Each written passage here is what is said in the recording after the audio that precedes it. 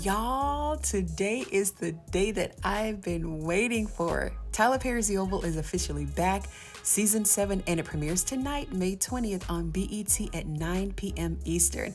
And it also airs again on Paramount Plus at midnight. Now, I don't know about you, but I've been waiting for this day since season 6 finale. Since it left me standing in my living room with my mouth wide open. Like, who does that? Who ends a season like that? But here's what I want to talk about today. Before we get into the hype of everything, and we're going to get to the hype, right? I need to share something that I noticed when I caught a glimpse of the first 2 episodes, something that nobody else is talking about. Netflix already did this. And I don't mean kind of did it. I mean put up a whole show. The Residents, right? Beautiful production. Uzo Aduba, I hope I'm saying her name right. She was in her bag, right? And Netflix canceled it after 1 season. And when I watched the first few episodes or the first few minutes of The Oval season 7, the comparison hit me like a freight train. Now, stay with me because by the end of this episode, you're going to see these 2 shows in a whole new way. And we're going to start it right now. But first, can we talk about what happened before tonight? Because the journey to get to this premiere has been a lot. Here's the timeline, and I need you to understand how wild this is. Season 6 ended on December 23rd, 2025, right? Christmas Eve, I think. And Tyler Perry, he left us with Vice President Eli being shot, a body dropped, right? And alliances crumbling. No warning, no mercy. Merry Christmas, everybody, right? Then on April 15th, 2026, out of nowhere, all 22 episodes of season 7 just appeared on Paramount Plus. No announcement, no press release, no tweets from Tyler Perry, no post from the official page, the cast, nobody. 22 episodes just dropped. Showed up like a ghost, right? Fans who caught it, they binged the entire season in like a couple of days or so. Now, one viewer said that they finished all 22 episodes in 4 days and called it, quote, really good. Right? And the 2 episodes that I saw were also really good. Then on April 22nd, 1 week later, every single episode was gone. One person on X wrote, anyone else find it weird that neither Tyler Perry nor the official series page have tweeted nothing about The Oval season 7 streaming on Paramount Plus? Surprise dropping a whole 22 episode season and not saying anything afterward is odd. Odd is one word for it, right? Now, official word is that season 7 is being held for tonight's proper launch on BET and Paramount Plus simultaneously. Now, the April drop appears to have been a mistake tied to the upcoming BET Plus and Paramount Plus merger that's going to be happening in June. So what you saw was essentially a leaked season, a whole leaked season of a Tyler Perry show that nobody talked about for an entire week. And I'm choosing not to go into the business side of all of this today, and that's not what this episode is about. What I will say is that the show is here, its final season, 22 episodes weekly on BET through September the 30th, and we have a lot to discuss. Okay, now let me tell you what's got me so activated about season 7. The new character, Dilva Prinn. From the episode descriptions, Dilva is the new press secretary, and she's bought in when things spiral out of control at the White House, yet again, of course, and her whole function, step in, clean up the mess, right? That's it. She's immediately working alongside Donald, identifying the moles in the White House, yada, yada, and she's in the room when the country is under attack. She's also the one that Eli goes whimpering to when he's scared for his life, and she may not give him the answer that he wants. Now, this woman walks in like she already owns the room. No warm up, no orientation. She shows up, sizes up the disaster, and then she starts making moves, right? Now, I want you to hold that image in your head for just a moment. Sharp woman, right? Sent in by someone. White House in chaos.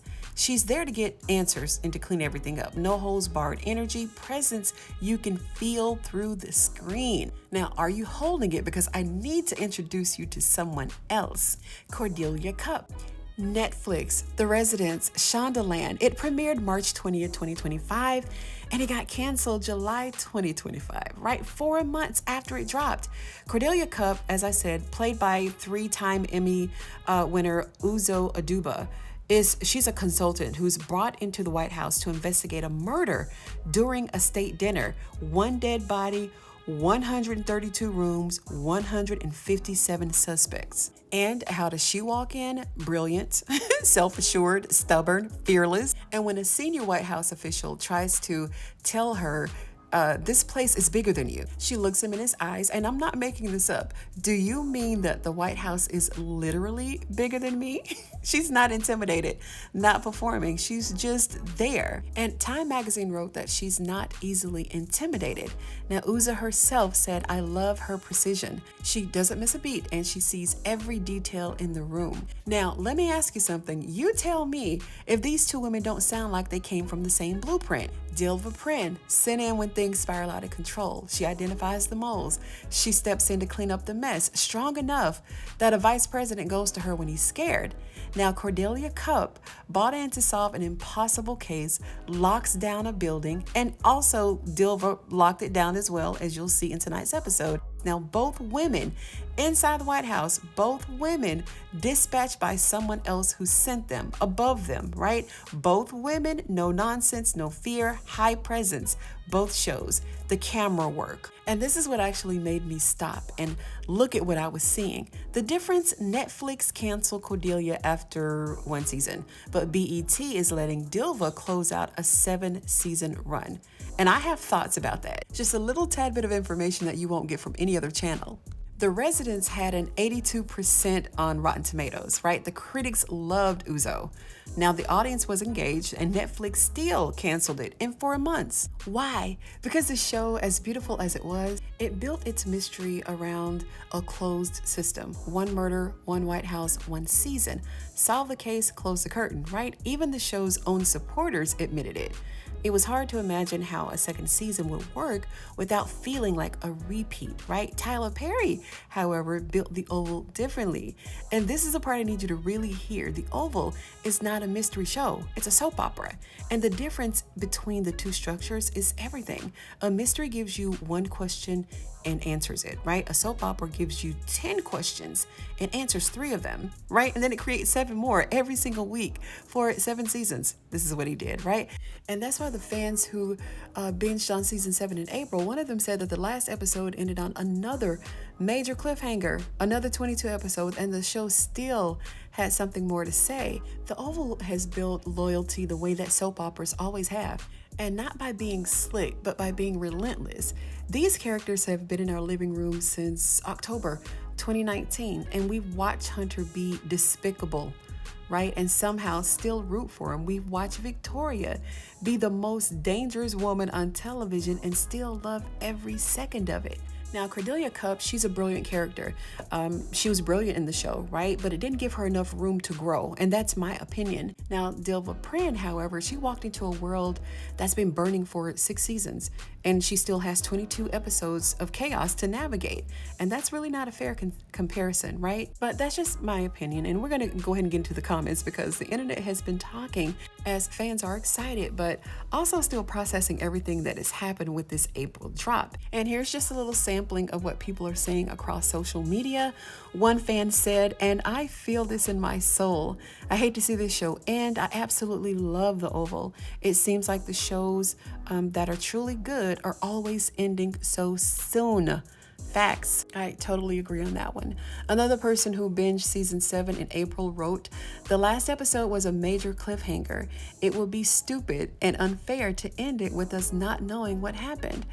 And then there's this comment that made me stop scrolling. It looks like Tyler Perry is wrapping up his tenure with Paramount like he did with OWN.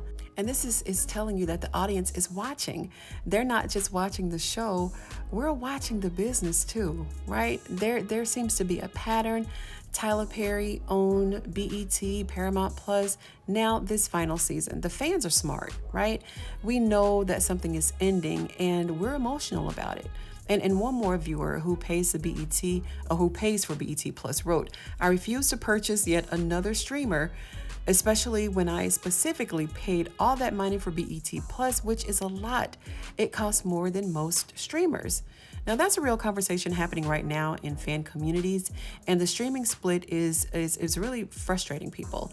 And having to pay for both BET Plus and Paramount Plus to follow Tyler Perry content is a genuine complaint. And I hear y'all, I really do.